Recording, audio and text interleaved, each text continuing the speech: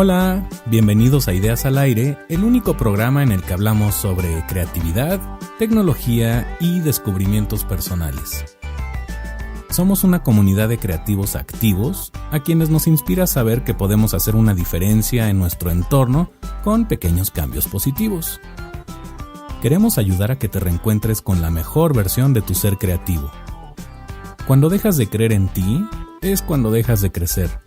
Y si en esos momentos, en vez de reaccionar, aprendes a crear activamente, es cuando absolutamente todo empieza a cambiar. Soy Thomas Lash, profesional creativo con más de 20 años de experiencia que con muchísimo gusto pongo a tu disposición. ¿Qué te pido a cambio? Que me acompañes en esta aventura, que seas parte de esta tribu de soñadores y que te conviertas en un agente del cambio. Ayúdanos a que en tu entorno haya cada vez menos reactivos y más creativos. Y ahora sí, te invito a escuchar Ideas al Aire. Que las ideas nos acompañen. Pues vamos con el primer podcast del año de 2018 y esta es una oportunidad que ya desde hace tiempo quería entrevistar a mi hermano pequeño, a Pedro Lash, que es un artista bastante conocido en Estados Unidos y en otras partes del mundo. Entonces, bueno, pues bienvenido al podcast. Y pues para empezar me gustaría que te presentaras para que nuestra audiencia supiera un poquito quién eres, a qué te dedicas. Sí, pues mi nombre es Pedro Lash y pues, como Tomás nací y crecí en México y luego me fui a vivir a Nueva York unos 9 años y ahorita soy profesor en la Universidad de Duke ahí en Estados Unidos también, ya desde hace como 15 años. Soy artista visual, plástico, pero también hago muchos proyectos sociales, ¿no? Que la gente llama arte social hoy en día. Y pues sí, me interesa colaborar con todo tipo de gente muy distinta. Digo, fue el año pasado, ¿no? Que hiciste la MOOC, una clase masiva online con Coursera. Pues lo lanzamos en el 2015, ya hace 2 años. Y la primera edición, los primeros 2 cursos fueron con Creative Time, que es una institución de arte público en Nueva York. Y luego ya se hizo más grande.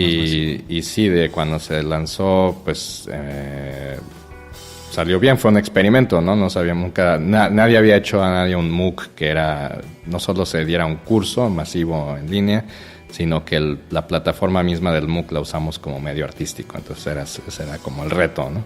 Digo, para los que no sepan bien lo que es una MOOC, es una clase masiva online abierta, es Massive Online Open Course, sí. ¿No? Y Coursera es uno de los líderes que maneja este tipo de cosas, ¿no? Entonces yo observé un poco la parte tras bambalinas de lo que sucedió durante la puesta en marcha de todo este tipo de cosas. Fue muy interesante, ¿no? Porque es combinar la parte de docencia con arte, con creatividad y con otras cosas. Sí, generalmente con los MOOCs pues la gente ve los videos y luego pues llena formularios o hace sus evaluaciones. Sí, como especie de exámenes, pero a nosotros nos interesaba, por un lado, producir materiales de video que inspiren a la gente, no solo que aprendan de historia reciente de este tipo de prácticas de arte público, también de activismo, sino que ellos, los que participan en el curso, hacen sus propios proyectos. Entonces ahí es la parte que más me interesa a mí, es donde se convierte en un proyecto de arte, ¿no? Por ejemplo, en la primera semana, cuando lo lanzamos, recibimos 1,800 proyectos de arte de todo el mundo y ahorita a los 2 años de haberlo lanzado ya tenemos pues unos 22,000 participantes en el proyecto, todos haciendo sus propias obras, discutiéndolas, etcétera, y lo que también más me gusta de eso es que están en 134 países. Entonces, cosa que geográficamente en una clase tradicional nunca vas a lograr. O igual en un proyecto de arte público, ¿no? Se asume que el arte público sucede en un lugar, en una plaza o algo así. A mí me interesaba la parte que permite esa plataforma de que esté todo regado por el mundo, pero que la gente... También me interesaba usar la tecnología, pero también ir en contra de muchas de las críticas o sea, ser parte de la crítica, pero de forma creativa, de las plataformas de educación en línea, donde la gente asume que está sentada en la computadora todo el tiempo. Entonces, mientras que sí compartimos los materiales en línea, la idea de cada proyecto es que la gente tiene que irse de la computadora o de su teléfono o lo que sea para hacer los proyectos en contextos sociales, en contextos urbanos o rurales, donde viven, ¿no? O sea, de artivismo, ¿no? Como le llamaban. Sí, o sea, la idea es que el arte puede suceder donde estés, no tiene que suceder solo en Nueva York o en París o en la Ciudad de México, ¿no? Y entonces en ese sentido también no solo me da mucho gusto la gente que lo ha tomado y hace proyectos en tantos países, sino que pues yo diría que más de la mitad de nuestros participantes están en contextos rurales o pequeños donde se sentían antes excluidos de la producción del arte, ¿no? Digo, eso me lleva a otra pregunta. Para ti, ¿qué significa entonces el combinar arte o tal vez definir artista, definir creativo, en qué se parecen, en qué no? Tal vez una versión muy rápida de tu punto de vista al respecto, ¿no? Pues sí, o sea, todos los artistas por definición tienen que ser creativos, si no se equivocaron de profesión. Pero también es importante reconocer la palabra creatividad. A mí me sirve mucho para entender todas las otras formas de invención, de generación de ideas, de intervenciones que no pertenecen al arte, ¿no? A veces podemos argumentar que deberían de pertenecer al arte, pero para mí esa es una discusión menos interesante. Me interesa más observar lo que hace esa gente. Entonces, por ejemplo, uno de los cursos de estos del MOOCs es sobre activismo y movimientos sociales. Dentro del activismo y los movimientos sociales de las últimas décadas hay una enorme creatividad. Creatividad política, pero también creatividad cultural, de las cosas que se inventan, ¿no? La función de la música, el baile, el arte visual dentro de esos movimientos es muy importante, pero también se hacen acciones, o sea, cuando los zapatistas le echan avioncitos de papel al ejército y le llaman la Fuerza Aérea Zapatista, todo tiene un significado. No me importa si le llamamos un proyecto de arte, es irrelevante, sino que lo importante es ver qué creativos fueron, o sea, como el poder simbólico de ese gesto es importante. Digo, y sin detalles de entrar así en cuestiones de política, además yo sé que es un tema que te encanta y también la parte del activismo hacia diferentes artes, es más bien tal vez la parte de la expresión artística, utilizando ciertos recursos, ya sea para burlarse o no de cierto, simplemente poner expresar un punto de vista, ¿no? Pues eso, pero también es la ciencia, ¿no? O sea, me interesa mucho siempre colaborar con investigadores, con científicos. Entonces, pues estábamos hablando antes de alguien como Nikola Tesla, que para mí es igual o más creativo, de hecho, que la gran parte de los artistas que han existido, ¿no? Entonces, como inventor, yo creo que la palabra invención también es igual de importante en el arte que y la de creatividad. Sí. Ahora, digo, por ejemplo, la clásica polémica entre que si Nikola Tesla o Edison, etcétera. Edison tal vez fue un gran mercadólogo que supo vender ciertas ideas, pero indudable que Tesla fue el científico detrás de muchos de los inventos que incluso se atribuyó a Edison. Y a la vez, pues es esas paradojas y polémicas que luego suceden con trabajo artístico, ¿no? Porque pues también sucede en el arte, o sea, están los artistas que son más como inventores, los podríamos llamar científicos de laboratorio, están innovando, y luego están los artistas que son muy buenos en el negocio del arte, que son más como empresarios, y a veces tienen la combinación de los dos, ¿no? Muchos de los mejores artistas en el sentido de que exhiben en las bienales, etcétera, tienen las dos, pero los requisitos de ser un artista exitoso en el mundo del arte hoy en día sí, de cierta forma, casi requieren también saber, no tanto el negocio en cuanto a vender tu obra, sino tener esa mentalidad un poco de alguien que sabe manejar recursos, que sabe trabajar con equipos grandes de personas, o sea, un artista como Olafur Eliasson. Su taller en Berlín tiene 40 empleados de tiempo completo. En cuanto a esto de arte y tecnología, un artista mexicano-canadiense muy, muy importante, Rafael Lozano Hemer, igual pues es muy exitoso, tiene obra muy interesante, y tiene un equipo de 10 personas que trabajan para él todo el tiempo. Entonces es como yo veo ese tipo de producción artística más como, y así lo ve también Rafael Lozano Hemer, es como un equipo de teatro, como una compañía de teatro, ¿no? Que se dedica a poner en escena cosas. Nadie se espera de una compañía de teatro que solo llega el artista y pone sus cuadros, ¿no? Entonces sí, pero todavía está esa idea del artista visual como alguien que trabaja en su estudio y luego llega algún curador y lo descubre, y creo que todos son mitos, ¿no? Sí, pero regresando al tema de Tesla, o sea, tal vez era el genio solitario que no le gustaba revelar tanto sus inventos socialmente, y tienes a un Edison que era lo contrario, tal vez no era tan buen inventor, bueno, se metieron en cuestiones polémicas, pero tal vez él era más de saber mercadear, vender. Y hay un poquito de todo, ¿no? Eso me lleva a una pregunta, por ejemplo, de cuestión de autenticidad. Como artistas o como creativos, siempre se busca el que, de alguna manera u otra, el que seamos auténticos, que seamos reales con lo que hacemos. Y esto va mezclado con el tema del plagio, ¿no? Hasta dónde puedes copiar, imitar, asimilar material de otros para ser original, entre comillas, y hasta dónde eres original porque lo decidiste ser. ¿Cuál es tu postura al respecto en cuanto al plagio, en cuanto a imitar a otros, en cuanto a aprender a través de otros? o en cuanto a ser 100% original. ¿Existe eso? Pues sí, o sea, sobre todo en el siglo XX, gran parte de la filosofía de las vanguardias siempre ha sido, o sea, nuestra época, eso de que no eres un verdadero artista si no estás inventando algo nuevo, algo que nadie ha hecho antes. Pero también hay que, como, a mí me gusta ser escéptico de la postura de la autenticidad como algo puro. Yo creo que nadie es realmente auténtico, todos estamos influenciándonos de mil cosas.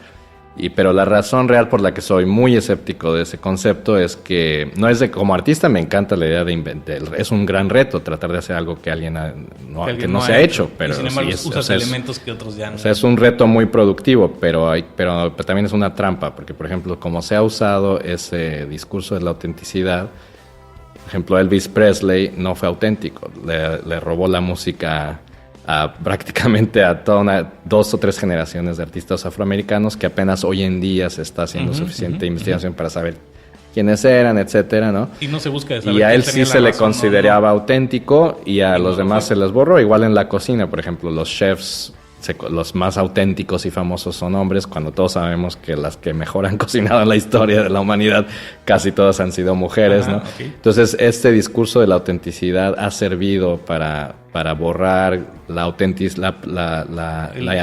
creatividad y el genio de personas que realmente son los innovadores, ¿no? Entonces, no significa que no podemos usar la idea, pero siempre hay que tratar de ser como honestos, de ver quiénes están innovando, ¿no? Y no solo darle a unas figuras simbólicas el poder. Ellos son los únicos que están haciéndolo, ¿no? Es un poco como los que escalaron al Everest, ¿no? O sea, para mí se me hace un poco envidioso, incluso injusto pensar que una persona conquistó el Everest. Bueno, y no pudo haber alguien antes que logró eso. Pues no solo eso, sino los Sherpas, por ejemplo, siempre estaban acompañando a todos los equipos. Sin los Sherpas no subes al Everest. Sí, digo, en ese sentido, yo sé que son preguntas un poco abiertas, un poco difíciles, pero sí me gustaría tener tu punto de vista. ¿A ti te gusta mucho hacer arte que te hace tomar posturas hacia un lado o hacia el otro?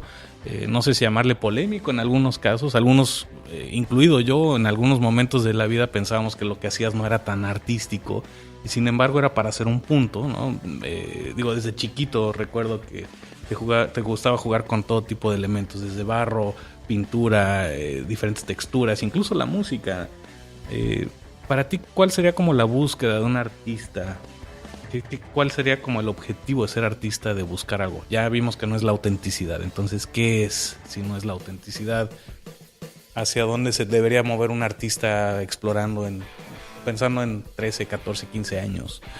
Pues a mí sobre todo me gusta hacer arte que pone a la gente que lo experimenta, o sea, que lo vive, ¿no? Ya cuando pones la obra en público, que él obliga de cierta forma al público, a los que participan, a pensar y sentir cosas más complejas, ¿no? Entonces, mientras que sí hago arte político, yo nunca hago arte que le dice a alguien cómo deben de pensar. Aunque yo tenga cierta postura, yo no hago arte pero sí hago arte que pone a la gente en una situación donde tienen que pensar de forma política. Ya que deciden, es totalmente pero yo lo veo como inventar juegos. Yo creo que los artistas, sobre todo contemporáneos, pero siempre lo he visto así también con formas de arte muy tradicionales, los artistas inventan un juego y si funciona el juego, la gente juega.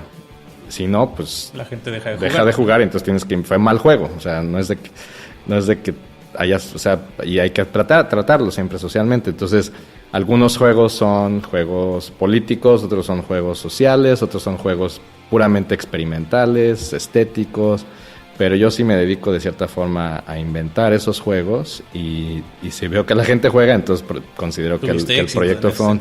Y jugar suena muy, tal vez es superficial en el sentido de que la gente lo asocia solo con divertirse, no me estoy hablando de juego en ese sentido. El juego, por ejemplo, el ajedrez, sabemos todos que es una actividad intelectual intensa, ¿no? Y de gran historia. Entonces yo pienso el juego como toda esa variedad, igual juegos de guerra, como en la Guerra Fría se jugaban con computadoras, ¿no? Etcétera. Y esa estrategia a la vez. Exacto, entonces así lo veo, ¿no? ¿Qué pasa, por ejemplo, cuando involucras prejuicios? O sea, de alguna forma, por ahí dicen que pues el que se lleva, bueno, el que juega pues es un juego y el que se enoja pierde y el que se lleva se aguanta y ese tipo de cosas. ¿Qué pasa cuando en el mismo juego, en la misma dinámica de juego, ya no es diversión, sino es mostrar un punto, llámese político, llámese de cierta postura, que define el observador. No la defines tú como artista, la define el observador. Pero ¿qué pasa cuando sí se trabajan algunos prejuicios difíciles de aceptar socialmente? Pues esa es parte de la función del arte. Yo creo que sí, y el arte en un sentido muy amplio, desde la cocina hasta las llamadas bellas artes, ¿no? Hay temas que son a veces muy difíciles para la sociedad enfrentar sin acabar en golpes, ¿no? O en confrontación hasta violenta. Entonces yo creo que tenemos estas herramientas como sociedades que nos permiten tocar temas muy difíciles sin acabar en golpes, ¿no? Pero al mismo tiempo sin borrar las cosas difíciles, ¿no? Sin ignorarlas, sino realmente enfrentarlas. Los deportes hacen lo mismo, ¿no? Claro. O sea, en vez de, mientras que se haya trancazos en los estadios de vez en cuando, en realidad es una forma de competir, de jugar, de competir sin usar la violencia, ¿no? Entonces,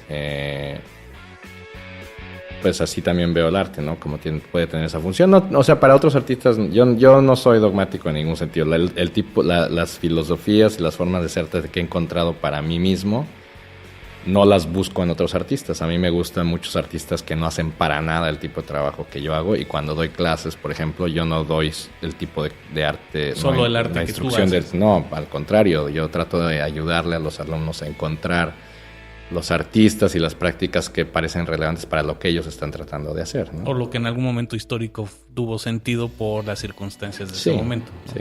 Digo, tal vez la pregunta iba más hacia la parte de qué pasa cuando la gente se lo toma demasiado en serio cuando es un juego. Pues yo creo que se lo deben políticos, ¿no? Bueno, o sea, pues sí, pero la verdad es que los juegos, entre más te los tomes en serio, más divertidos son. O sea, depende para algunos, ¿no? Y para algunos otros, ¿qué pasa si alguien por tomárselo demasiado en serio sí se quiere ir a los golpes o sí se quiere ir a la confrontación y deja de verlo como algo, por lo menos así como lo veo y te conozco, en el fondo está el incentivo de querer hacer que la gente aprenda o descubra o aprenda algo relacionado con lo que está sucediendo?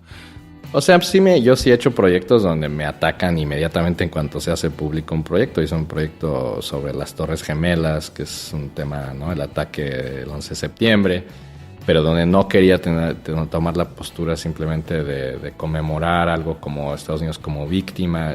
Por un lado, claro que sentía eso también. Yo estuve en Nueva York cuando atacaron las torres. Pero también quería hacer un proyecto donde la gente enfrentara cómo se aprovechó ese evento para militarizar y seguir un imperialismo. Entonces, y te cayó la crítica fuertísima. Por los dos lados, de derecha y de izquierda, de todos lados, pero por lo mismo, porque trato de hacer proyectos, no decir, tú debes de pensar así. O sea, cuando alguien me ataca de todos los lados, yo siento que es algo bueno, porque significa que no estoy diciéndole a nadie cómo hacerlo, pero pusiste una situación. Claro que no se siente bien cuando te... Pero es el mejor cumplido, tal vez, desde el punto de vista artístico. Puerco, por la izquierda me atacaron de puerco imperialista, ¿no? Y por la derecha de que cómo me atrevo a dañar la historia del 11 de septiembre con esas cosas. Entonces... Pero ese tipo de proyecto lo hago de cierta forma mínima. O sea, igual después de la elección de Donald Trump empecé un proyecto que se llama The Weekly Monster, el monstruo semanal, con como cosas que hacía semanalmente en medios sociales, y en el primero ya me habían dicho que debería de ellos ser ahorcado en un árbol, ¿no? Entonces, sí, pero o sea, yo trato de medir ese tipo de proyecto que genera una respuesta muy fuerte y mantenerlo de proporción a mis otros trabajos, ¿no? O sea, no me dedico solo a ese tipo de trabajo. Hay artistas que sí lo hacen, como Santiago Sierra, Teresa Margolles. De hecho, en México hay muchísimos artistas excelentes que han hecho arte de nivel internacional, que hacen eso, que provocan una respuesta tan emocionalmente y estéticamente intensa, que es cada proyecto que hacen se arma una bronca, ¿no? Yo respeto ese tipo de trabajo, pero realmente en cuanto a mi propia práctica, esa es la menor parte de lo que hago, ¿no? Digo, porque por encima de la superficie parece que es polarizar hacia un lado o hacia el otro, pero volvemos al tema de que tú como artista eres una parte de la obra y la otra parte de la obra es quien la interpreta y quien juega con esa obra. Y es muy complicado, ¿no? Porque también no es tu responsabilidad que la gente se polarice hacia un lado o hacia el otro. Bueno, o sea, yo sí trato de hacer, a mí no me interesan las obras artísticas que solo polarizan. O sea, es una cosa usar la polarización que existe ya en la sociedad como un contexto dentro del cual quieres hacer una obra, a generar más polarización o a...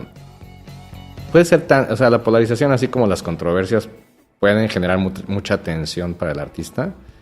Pero si solo es eso, realmente pueden ser proyectos bastante estúpidos y simplones, y a mí no me interesa ese trabajo. Si no hay un fondo, o sea, aunque hagas una obra que genera controversia, si no después de la controversia hay más discusión más profunda que no está polarizada, entonces para mí es un proyecto fallido. ¿No? Vamos a hacer la pregunta obligada. Para la gente que quiera averiguar más sobre ti, ¿dónde te pueden encontrar? ¿En qué parte de la web te pueden encontrar? ¿Tienes alguna página? ¿Dónde pueden averiguar más sobre ti? Sí, pues tengo un sitio de internet como casi todo el mundo hoy en día, que es pedrolash.com. Y ahí están pues varios o casi todos de mis proyectos, pero también en cuanto al arte de MOOC, si buscan en Coursera Art of the MOOC, ahí lo pueden encontrar los diferentes cursos, todos son gratuitos. Estas ligas en las notas del podcast también para que sea más fácil, ¿no? Sí. Y pues con nuevos proyectos también, como trabajo mucho con instituciones, cada vez que sale un nuevo proyecto, esas instituciones también se encargan de entonces hay información. Igual mi trabajo, como es bastante social, generalmente cuando hago un nuevo proyecto se escribe en la prensa local o a veces regional, nacional sobre eso. Entonces ahorita, por ejemplo, el proyecto de las elecciones en Estados Unidos y el momento político en el que estamos a nivel global, está en una la Trienal de Nueva Orleans que se llama Prospect, que es internacional, bastante importante, y entonces pues ahí también... Para ese proyecto ahí pueden encontrar información. Estuviste en Cuba, estuviste en Venecia, estuviste en varias ciudades. Estás como ya en una presencia internacional que a mí me da mucho orgullo verte y te felicito públicamente por eso. Gracias. Y también, he observado todo tu trayecto. O sea, han sido muchos años de estar trabaja para que de repente la gente opine, es que tuvo éxito. ¿Cuál es tu postura al respecto de disciplina, de trabajo, de paciencia, de resiliencia? No sé cómo llamarle, de... romper ese mito de que el artista se va a volver famoso o si busca la fama de repente un día para otro llega. Para ti, ¿qué hay más allá, digamos, de la parte artística, de la parte del trabajo? ¿Qué es lo que te motiva? ¿Qué es lo que te sigue haciendo pensar en nuevas obras, en nuevo tipo de trabajo? Pues yo en realidad siempre quise ser artista, pero también de cierta forma, como no crecimos con mucho dinero, etcétera, yo siempre asumí que mi plan B iba a ser el plan A, o sea, que probablemente no iba a poder ser artista. O sea, entonces, por ahí mismo la noción de la creatividad siempre fue fundamental. O sea, no solo pasé muchos años de mi vida donde me pagaba la renta haciendo trabajos que nada tenían que ver con el arte. Trabajaste de mesero y trabajaste sí, también, pero cosas. También en organizaciones sociales que trabajan con inmigrantes, etcétera.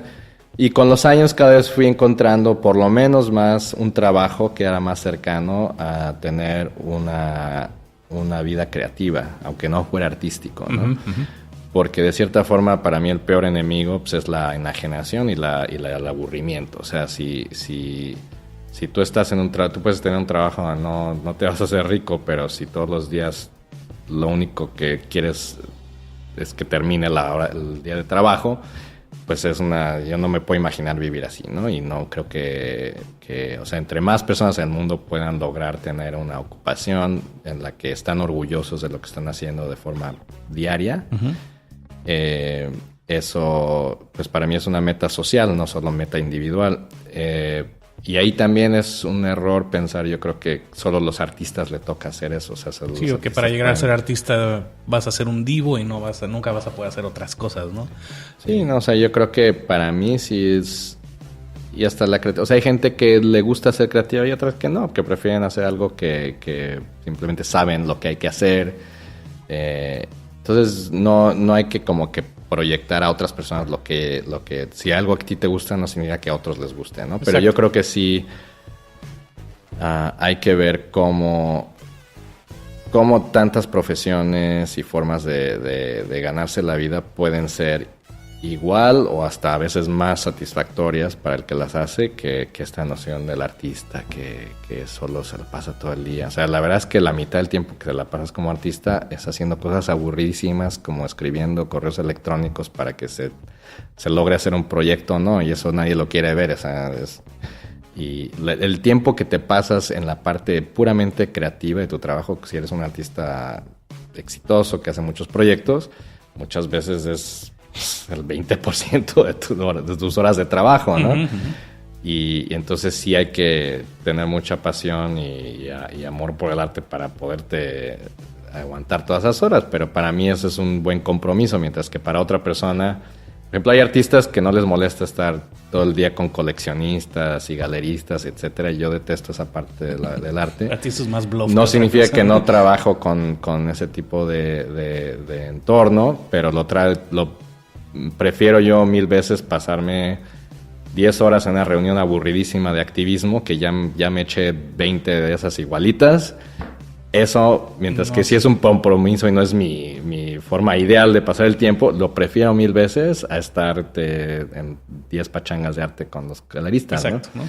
Digo, tú y yo para cada artista es diferente, ¿no? Que es lo que parece tolerable y que no es tolerable. Pero es muy interesante lo que acabas de decir. De hecho, tú y yo conocemos a Wlodek Gavara, que es podemos decir un químico, un inventor, que no es alguien que se cuelgue las medallitas de fama y demás. Pero básicamente él estuvo metidísimo en la parte de descubrir o inventar o encontrar aplicaciones para el Kevlar y otros materiales. Y hace tiempo que platicaba con él, la última vez que nos vimos, yo le preguntaba a él, bueno, ¿cuál es así la esencia de la innovación? Y justamente me contestó esto, que es, si estás en el laboratorio y se rompió una bomba y tienes que repararla, eso es innovación, porque en ese momento es lo más importante que tienes que hacer. O sea, es resolver esos pequeños problemas cotidianos en vez de buscar el gran invento o en vez de buscar la gran trascendencia como inventor o como creativo, como artista. Me dejó pensando mucho eso, ¿no? Porque es justamente lo que acabas de decir de alguna otra forma, el que no es aspirar a tener simplemente la fama o el éxito como artista, sino es todos los días buscar a estar en el camino correcto, por llamarle de alguna forma, ¿no? Pues sí, hasta encontrar las formas de cómo se va a producir algo. O sea, si entre más ambiciosas sean tus ideas como artista muchas veces, pues más recursos necesitan. Y si de repente yo me harté en cierto momento de tener 1000 ideas para proyectos que nunca se iban a hacer porque pues eran demasiado ambiciosas, ¿no? Entonces aprendí a irlos armando muy pacientemente con los años, lo hables de tamaño pequeño, el siguiente mediano, y luego ya después de 10 años que aprendiste cómo jalar recursos, cómo convencer a instituciones, etcétera, pues ya haces los más masivos, ¿no? O sea, algo como el MOOC nunca lo hubiera podido hacer hace 15, 20 años, no me hubieran dado ni los permisos ni los recursos. Sí, tal vez tenías la idea y sonaba muy bonito, y para aterrizarlo es una infraestructura de trabajo muy compleja. Sí, entonces pues mi recomendación igual para artistas jóvenes es pues sí, no dejar de tener las ideas más ambiciosas, de hecho lo contrario, pero entender que para llegar ahí tienes que ir armando la escalera, o sea, no el elevador, ¿no? Ahora, en ese sentido yo siempre he visto, tal vez como tip, yo siempre he visto que tú eres de los que inventa tus propios sistemas para anotar cosas. Tuviste un sistema numérico de carpetas en la computadora, siempre te veo como con papelitos, etcétera. ¿Qué recomendación práctica le podrías dar a la gente joven como para no perder estas ideas, a la vez tal vez incubarlas, guardarlas, diferirlas en el tiempo, pero sí anotarlas o registrarlas? ¿Tienes alguna metodología específica o la vas modificando cada vez que se te ocurre algo mejor? Digo, hace unos días me mostraste este foldercito con hojas, carta dobladas, etcétera. Pues para mí eso llegó por dos razones. La de organización era porque llegué a un momento en mi carrera donde ya no encontraba las cosas, entonces tuve que inventar este sistema, ¿no? Pero también estaba, en cuanto a los papelitos,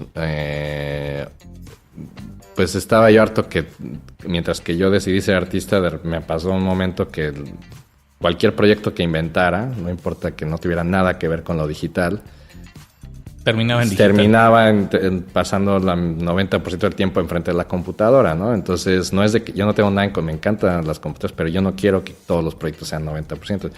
Entonces, decidí encontrar una forma que lo que no sea absolutamente requerido que lo hagas en la computadora, que lo encontrar otras formas de hacerlo. Entonces, por ejemplo, empecé a cargar tus papelitos, pues ¿por qué lo tienes que hacer todo en la compu? Y aparte sucede algo casi mágico cuando dibujas, ¿no? Cuando escribes. Pues no te conecta con el cuerpo de otra forma, uh-huh. de una forma muy distinta, ¿no? Es como caminar. Yo genero muchas ideas caminando. O sea, no solo, y los papelitos no los uso cuando estoy caminando, ¿no? Pero si caminas una hora y se te ocurren 1000 ideas, pero nunca las apuntas, pues, pero igual, ¿por qué vas a estar cargando la computadora, no? Entonces, si te gusta caminar y generar ideas caminando, pues estos papelitos son mucho más prácticos, ¿no? Igual si acabas de escuchar una conversación muy interesante o alguien te recomendó un libro en vez de andar siempre guardado, pues, pero igual yo creo que no hay forma dogmática. Si a alguien le gusta grabárselo, hacerse notas. Sí, la cosa es aprovechar ese momento para utilizar esa idea más adelante, pero también aceptar el hecho de que tantas ideas, probablemente muchas de esas ideas no se aterricen. La cosa es no perderlas de alguna manera, ¿no? A mí me pasa lo contrario, que yo tengo tantas ideas que luego no las anoto o no puedo anotarlas por el volumen de ideas, y luego también discriminar cuáles podrían funcionar, cuáles no. Es un proceso difícil porque todos son como hijitos, ¿no? Y todos los quieres cuidar y todos los quieres incubar. Y a veces ese dilema de las apunto o no las apunto analógico. Yo también siempre traigo mi libreta o algún papel en donde anotar. Pero no sé si es el momento. A veces sí me gusta también anotar en el teléfono celular. Sí, o sea, el chiste es poder encontrarlas, pero también el tiempo es buen editor de ideas. O sea, entonces tú sí recomiendas dejar que sí, o sea, se vayan filtrando. Si una idea se te olvidó después de un año, pues tal vez no valía suficiente para recordarse, ¿no? O sea, pero eso es diferente que si alguien te recomendó un libro que era perfecto para lo que estabas tratando de investigar y se te olvidó anotar. Y se te olvidó y luego ya no tienes contacto con esa persona o de plano no puedes reconstruir la situación. O sea, para eso tenemos bibliografías, etcétera. Entonces, para mí las ideas más que una gran idea, o sea, yo creo que las ideas así a nivel mayor conceptual, que son muy puras, muy abstractas, esas puedes dejar que el tiempo las vaya depurando y te vas a acordar, ¿no? Lo que yo más me dedico a realmente apuntar, etcétera, son cosas donde ya me falla la memoria, ¿no? Y es como las migajas de los cuentos, ¿no? De retrasar un camino a un lugar que ya no podrías encontrar si... ¿Y qué haces, por ejemplo, con todos esos papelitos? ¿Los almacenas, los metes en una cajita, los guardas, los vas eliminando? Porque también luego se acumula tanto que en algún momento hay que hacer depuración, pero no sé cuál es tu proceso ahí. Pues, o sea, yo tenía dentro de los papeles tenía ciertos colores que son las cosas que probablemente vale la pena guardar, ¿no? Que son ideas, dibujos, etcétera, conversaciones que vale la pena recordar y luego papelitos donde simplemente estoy haciendo apuntes para que tengo que hacer aquí y allá y hará otro color. Entonces los que solo era la cosa del diario, pues los tiro. Y los otros sí los guardo en una caja, ¿no? Que es como una especie de anticomputadora. es un archivo muy, muy anticuado de cierta forma, ¿no? Que tiene también la ventaja que es único y tiene la desventaja que no hay un backup, ¿no? Pero si eso lo digitalizas, le tomas fotografías, ya tienes un backup digital.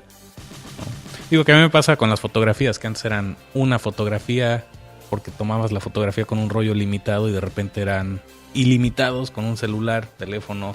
Tal vez no es la misma calidad de lo que quieras argumentar, pero es más práctico, ¿no? Y entonces ya no tomas una, sino 2, 3, 4, 5 fotografías y nunca nos tomamos el tiempo de depurarlo. Sí, pero también, o sea, el problema también no es un problema, sino que hay que encontrar formas un equilibrio, tal vez, ¿no? De contrarrestarlo. La tecnología nos ofrece la ficción de recordar todo, ¿no? Pero, por ejemplo, yo he visto con mis alumnos que si estás hablando de ciertas cosas, o sea, para el tipo de clase donde se trata de tomar notas, pues muchos graban todo, ¿no? Y eso luego no sirve de gran cosa. O toman apuntes en su computadora, pero de todo. Y eso es totalmente absurdo para mí. El concepto de las notas es saber cómo en ese momento reducir a lo que más te importa a ti para lo que vas a hacer con la información, ¿no? Porque si tienes grabaciones enteras de toda tu vida, pues cuando vas a encontrar el tiempo de encontrar, es como revivir tu vida. O sea, te hace hasta más difícil recordar, ¿no? Te pierdes el momento por estar tomando la foto, por estar tomando el apunte. Sí, y además nunca lo vas a volver a encontrar porque tienes tantas horas y horas de material que pues, nunca vas a poder sí es muy editar. valioso el depurar. Yo me acuerdo que siempre subrayabas libros, los rayoneabas, etcétera. Y eso es el proceso tal vez de depurar esa información, ¿no? Bueno, y dejar que el tiempo... O sea, sí uno tiene que aprender técnicas de cómo depurar, ¿no? Y de cómo en el momento mismo de que algo está sucediendo, saber qué vale la pena tratar de guardar. Y aunque claro que digas, bueno, en esta ocasión sí voy a tomar 200 fotos o 1000 fotos. O sea, yo a veces regreso de un viaje de 2 días de trabajo y regreso con 2000 fotos, ¿no? Pero en algún momento hay que limpiar. Pero es porque eso, es muy específico, ¿no? Si lo hiciera eso al diario, pues es absurdo, ¿no? Pero pues sí, así es. Pues ya como para terminar, me gustaría, siempre les pido que nos den una pregunta o una reflexión o un cuestionamiento, alguna idea como para compartirla con nuestra audiencia. ¿Qué quisieras compartir o agregar? Pues, o sea, igual está muy locochón, pero voy a compartir una pregunta que me hizo un artista fabuloso que se llama Javier Telles, venezolano, que vive en Nueva York desde hace muchos años. Y en una fiesta ya muy tarde de la noche estábamos hablando, pues, de ideas y todo. Ya andaban muy 3 o inspirados. 4 artistas. Y él me preguntó, oye, si el sol no sale mañana, ¿tú crees que la gente iría a trabajar? Y se me hizo una pregunta excelente. Y de hecho, pues de cierta forma, 1 o 2 años después de que me hizo esa pregunta, sucedió el ataque de las Torres Gemelas en Nueva York. Yo estaba en la ciudad y lo primero que pensé fue esa pregunta, ¿no? Porque fue algo impensable que había sucedido en la ciudad, en el mundo, etcétera. Y aún así la gente tenía una urgencia de seguir con su vida diaria, ¿no? Pero era absurdo ir a trabajar. O sea, la gente quería ir a trabajar. Se preguntaba, ¿cuándo vamos a empezar ¿cuándo vamos a seguir con la vida diaria, ¿no? Y entonces se me hace una aquí lo que pregunta pasó muy con el importante. sismo reciente, ¿no? Exacto, sí. Le cambia todo el panorama. O sea, yo creo que sí, la pregunta nos hace pensar en cuáles son los momentos donde hay que interrumpir, donde hay que aceptar que esto es algo... Temporal. No, que es algo excepcional que pasó, como si no saliera el sol, y hay que olvidar la vida diaria. O sea, hay que vivir de otra forma, ¿no? Aunque sea temporalmente. Pues muchísimas gracias por tu tiempo y porque finalmente se nos hizo. Tú fuiste de los primeros que te enteraste de este podcast y nos vemos relativamente periódicamente, pero también a veces es en vacaciones y no siempre es el momento más oportuno para sentarnos a grabar. Pero te agradezco muchísimo que te hayas podido tomar este tiempo y que también que la gente te conozca, porque realmente hay mucha gente, muchos de mis alumnos, cuando les platico de ti y demás, dicen, bueno, ¿y cuándo va a estar en el podcast? No, bueno, ya sucedió. Entonces aquí tienen chance de escucharlo las veces que sean y también de investigar. Pedro tiene una cantidad de obras súper interesantes que, pues no sé, desde tableros de ajedrez que jugaste con tus maestros y otras cosas bien interesantes que combinan esta cuestión lúdica de aprendizaje y otras. Entonces creo que sí vale la pena, independientemente que si seas o no mi hermano, vale la pena promoverte y pues también promocionarte e incluso presumirte, ¿no? Bueno, pues gracias y suerte también con el podcast y a todos los que lo escuchan y con todos los proyectos que están haciendo. Muy bien, gracias.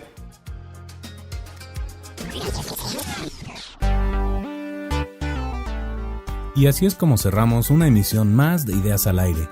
De nuevo te invito a ser partícipe de este movimiento porque sé que juntos, compartiendo lo que sabemos y lo que hemos aprendido, haciendo esos pequeños cambios positivos todos los días, podemos crear una gran diferencia en nuestro entorno y en la gente que nos rodea. En Ideas al Aire te ofrecemos contenido valioso para crear y crecer. Sería genial si nos ayudas a compartirlo.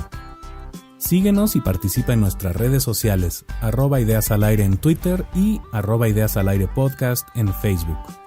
Si tienes posibilidad de hacerlo, regálanos un like o un retweet, o mejor aún, una valoración positiva en iTunes. Soy Thomas Lash, gracias por acompañarnos. Siempre estoy abierto a comentarios y sugerencias. Puedes escribirme al correo hola@thomaslash.com. Te deseo muchísimos aprendizajes, ideas, revelaciones y descubrimientos creativos. Y para terminar, te dejo con uno de los secretos creativos de Ideas al Aire. Una mente expandida por nuevas ideas jamás regresa a su dimensión original. Hasta pronto y que las ideas te acompañen.